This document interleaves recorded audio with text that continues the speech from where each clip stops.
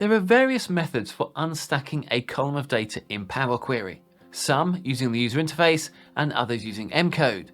In this video, we're looking at 3 methods, which we will then time to see which is the fastest.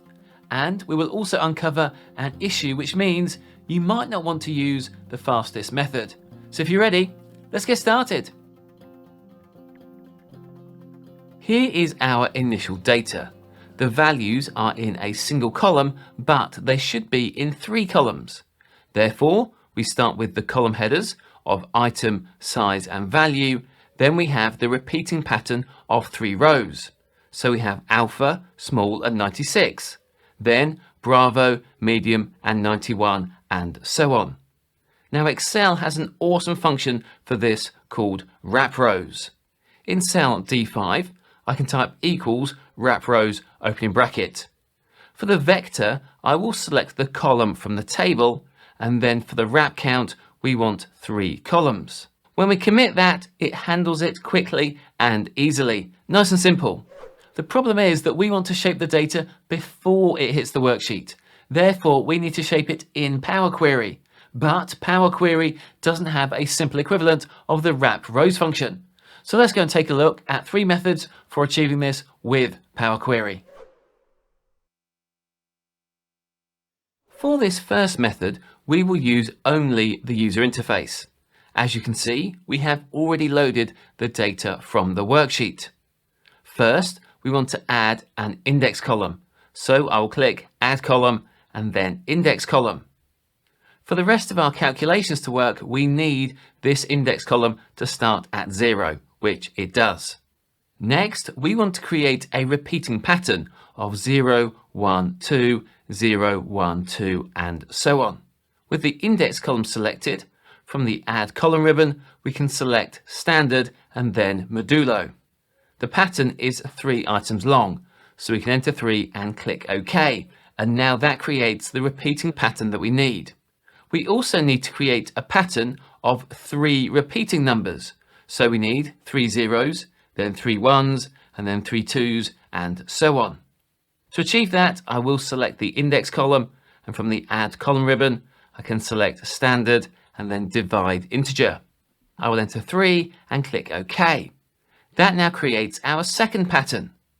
For each value, the modulo represents the column position, and the integer division represents the row position. Now we no longer need the index column, so we can select that and press delete. Now we can pivot on the modulo column. Let's select that column, then from the transform ribbon, we can click pivot column. We have a drop down to select which values we want to pivot on, as in which values we want to keep in the body of our pivot. Our values are in the data column. We then need to open up the advanced section, because in the aggregate value function drop down, we need to select don't aggregate. This will ensure all the rows of the data are maintained. Then we can click OK, and that has now pivoted our data. I will select the integer division column and press delete. Finally, we can promote headers, which with default settings will automatically apply the changed type step. So that is method 1. It can be a little tricky to remember all the different types of number patterns required, but it's possible to achieve with only the user interface. Now let's take a look at method 2, which involves all M code. Here is our data once again, and I'm going to click the FX icon next to the formula bar to add a new step. We are going to use the table.split function. For the table argument, we want the name of the previous step, which is source. And for the page size argument, we want to split our table into groups of 3. When we commit that, we now get a list of tables. If we look inside the tables, we can see the 3 items in each group in rows. We need to transpose those values so they are in columns. I will click the FX icon again, and we will use the list.transform function. For the list argument, we want custom1, which is the name of the previous step. Then we have the transform argument. So for each row, we want to perform the table table.transpose function on each of those tables. Since we're using the each keyword, we can enter underscore as the table argument inside that function. We can then commit that. And when we click on those tables, it now shows the values have been transposed into columns. Finally, we can click the FX icon again, and this time we want to use the table.combine function.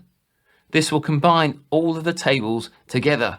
For the table's argument, we want the result of the previous step, which is custom 2. When we commit that, fantastic, that has combined all of those tables together. We can now promote the headers, which will automatically apply the changed type step. So that is method 2. It's just a few steps which are reasonably straightforward, but you need to know some M-code functions. Now let's take a look at method 3, which involves all M-code once again. Here is our data, and this time we're going to convert the table into a list. I will click the FX icon to create a new step. It already displays source, which is the name of the previous step. And I'll simply add the word data in square brackets at the end. So that will convert our single column table into a list.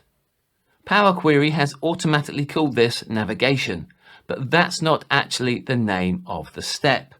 If we click the FX icon once more, it will create a new step and it will display the name of the previous step, which is custom 1. Now in this scenario, rather than table.split, we want to use the list.split function. The list argument will be the custom 1, and we want to split into a page size of 3. When we commit that, we now have a list of lists. Clicking on a list shows the 3 items contained inside each list. Next, I will click the FX icon once more, and we want to use the list.transform function again. We saw this in the previous method. In that scenario, we were dealing with tables, but here we are dealing with lists. We are going to convert each list into a record. So for each item in that list, we want to apply the record.fromList function.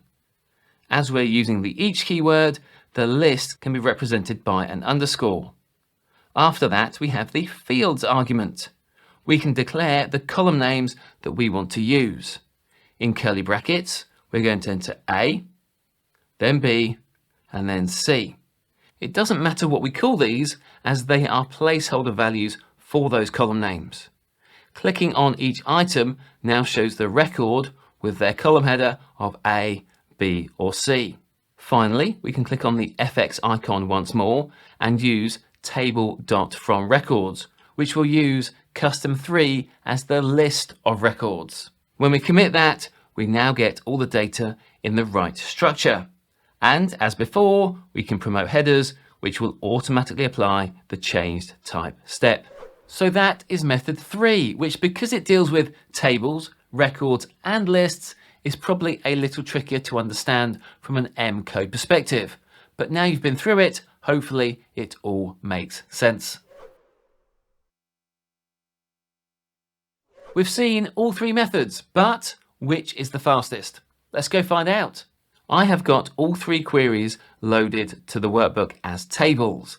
I've also increased the number of rows in my table to 500,000, which should be a big enough data set to give us a reasonable comparison. To time the queries, I'm going to use the time sleuth feature of the Monkey Tools add-in. There will be links below if you want to find out more about this add-in. Time Sleuth is a premium feature, so you will need the paid version if you want to use Time Sleuth. To use it, I will select the method 1 query, then I will check the chart variation box, and I want this over 5 refreshes. Then, to kick it off, I can click the detailed refresh button. The timer has now started, so I will go ahead and time all of these queries, and then I will be back with the results in a moment. And here are the results. We can see method 1 is the slowest and also has the most time variation, followed by method 2, which is a little faster but has a similar amount of variation. But method 3 is clearly the winner.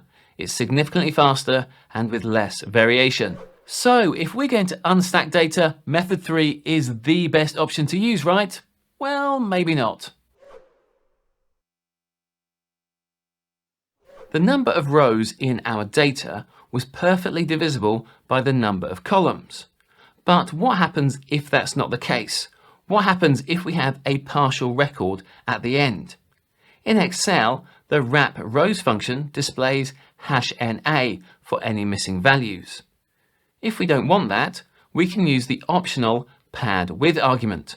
So if we enter an empty text string for that argument, you can see that our results now look reasonable because we have what appears to be an empty cell instead of the #NA value. But what about the Power Query solutions? Here are our Power Query results. Method 1 returns all the rows with an empty cell at the end. The same is also true of method 2. However, method 3, which is the fastest, does not load the final row because the last record contained an error. Therefore, it doesn't display any values for that row. So if you can guarantee complete data, then method 3 is the way to go. But if you can't, then maybe method 2 is a better option. And if you find the whole M code thing a bit overwhelming, then there's always method 1, which uses only the user interface. And there we go. If you like this video, you really should subscribe and get notifications so you don't miss any of our future videos. Once you've done that, why not check out this video next? It contains a lot more awesome Power Query techniques. So thanks for watching, and I'll catch you next time.